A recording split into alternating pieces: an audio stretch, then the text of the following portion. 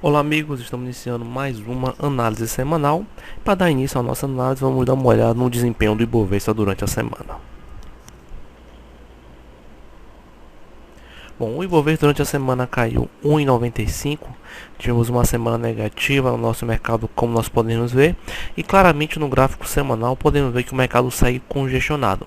Então podemos ver que são 4 semanas já consecutivas que o mercado não consegue trabalhar acima aí dos 68 mil pontos. Então claramente no gráfico semanal podemos ver o mercado congestionado. Voltando agora para o gráfico diário, podemos ver que o Ibovespa ensaiou a perda aí dessa congestão lateral, mas acabou retornando para o suporte. Então Ibovespa congestionou aqui, tem 4 semanas já congestionado, como podemos ver, entre o suporte dos 66 mil pontos e a resistência dos 68 mil pontos 225. Então o mercado sai congestionado dentro dessa região. Durante o pregão aí da semana passada, na sexta-feira, o mercado chegou a perder suporte, testou patamares mais baixos, mas chegou a recuperar voltando para dentro da congestão.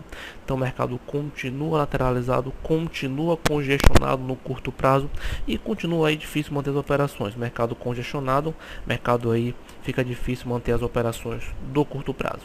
Então a perspectiva da semana é que o mercado continue sob essa congestão aqui lateralmente. Então, o mercado já mostrou que quer continuar congestionado e se ele continuar respeitando esse suporte e essa resistência, deve continuar trabalhando lateralmente aí por mais alguns períodos. Então, o mercado conseguiu recuperar na sexta-feira, voltou para dentro da congestão, continua lateralizado no curto prazo.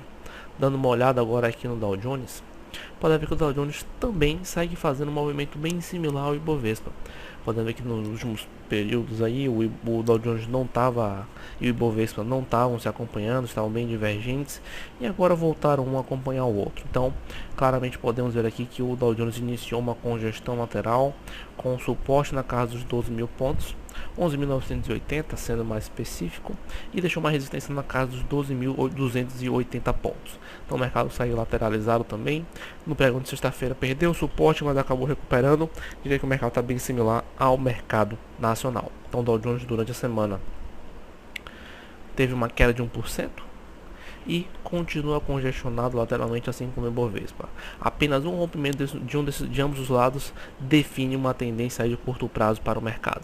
Então eu diria que o Ibovespa, tanto o Ibovespa quanto o Dow Jones estão indefinidos no curto prazo, ambos seguem fazendo um movimento congestionado e precisam romper uma dessas suas resistências ou suportes para assim definir seu movimento no curto prazo. Interessante dar uma olhada no dólar. O dólar segue fazendo um movimento ascendente de recuperação. Então o dólar deixou um fundo no curto prazo, segue fazendo um movimento ascendente, voltou para uma região de resistência. Bom, o dólar está em uma clara tendência de baixa, isso aí não é dúvida. E o dólar agora chegou no ponto de resistência. É ver se ele vai conseguir romper essa resistência e testar patamares mais altos, ou se vai voltar a corrigir e testar e cair mais. O dólar provavelmente caindo, o mercado tende a melhorar um pouco no curto prazo. Então vale a pena acompanhar o desempenho do dólar, que chegou no ponto de resistência. O dólar sentindo essa resistência e voltando a cair, provavelmente o nosso mercado pode melhorar no curto prazo. Dando uma olhada no Ibovespa dolarizado, interessante ver o Ibovespa dolarizado é que ele continua congestionado claramente. Então, o Ibovespa dolarizado sem nenhuma divergência com o Ibovespa real, continuam ambos congestionados. Então, o mercado sai congestionado aí também na visão estrangeira, sem nenhuma divergência do Ibovespa dolarizado com o Ibovespa real. Dando agora uma olhada no saldo dos investimentos estrangeiros, nos contratos em aberto, podemos ver aqui inicialmente o gráfico dos contratos em aberto por parte dos estrangeiros. Podemos ver que congestionou, igualzinho ao Ibovespa. Então o Ibovespa sai lateralizado, sai congestionado, e os contratos em aberto por parte dos estrangeiros também saem congestionados. Podemos ver aí que fechamos a semana com 36 mil contratos vendidos e fazendo um movimento lateral, chegamos a 40 mil, voltamos a 36 mil. Então, segue congestionados, contratos em aberto por parte dos estrangeiros seguem negativos, os estrangeiros continuam vendidos no nosso mercado, o que pode nos preocupar um pouco, mas ainda assim não tem nenhuma definição melhor. Os estrangeiros não voltaram a comprar os contratos, também não voltaram a vender. O mercado segue lateralizado, o saldo dos contratos futuros dos estrangeiros também segue lateralizado.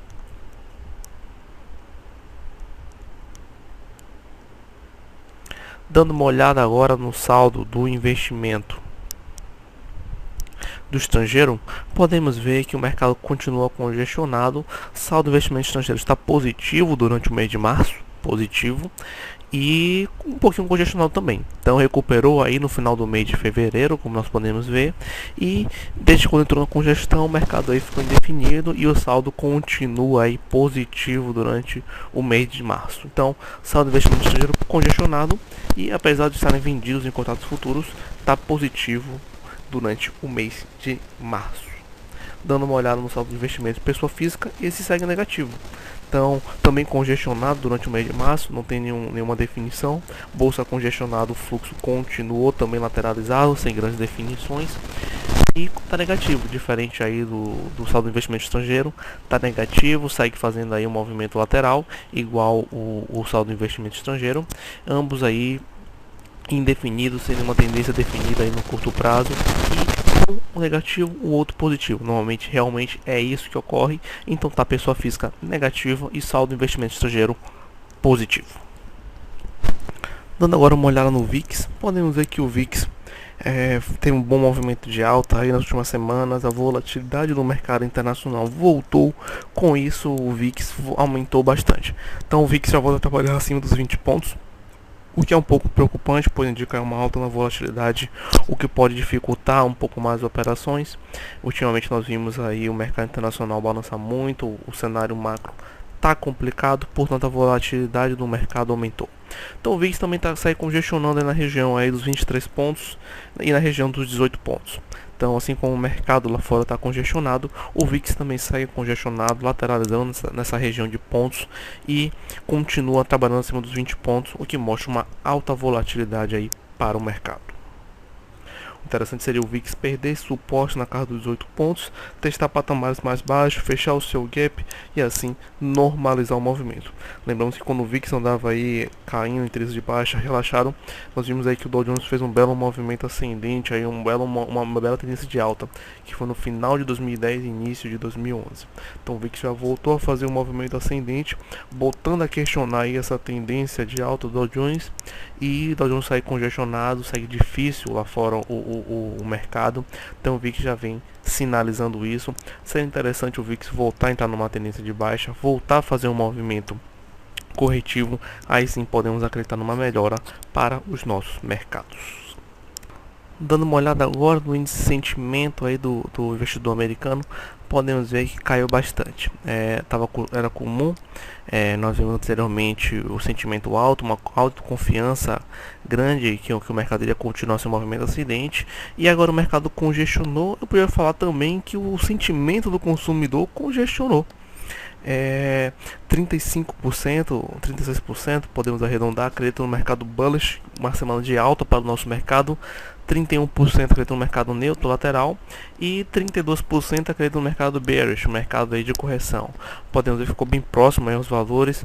Antigamente era claro aí a maioria dos investidores acreditando no mercado em alta, no mercado bullish, e podemos ver que depois aí desse momento turbulento que o mercado passou, agora os investidores também estão aí mais cautelosos, não estão mais tão confiantes na alta do mercado e seguem com cautela em seus investimentos. Então podemos ver aí que o otimismo do investidor mudou, diminuiu, o investidor está cauteloso, podemos ver até uma definição no sentimento bem próximo os números. Então parte acreditando numa alta, parte acreditando numa baixa, pode ficar com a perspectiva de que a congestão continua, já que o sentimento do investidor está indefinido.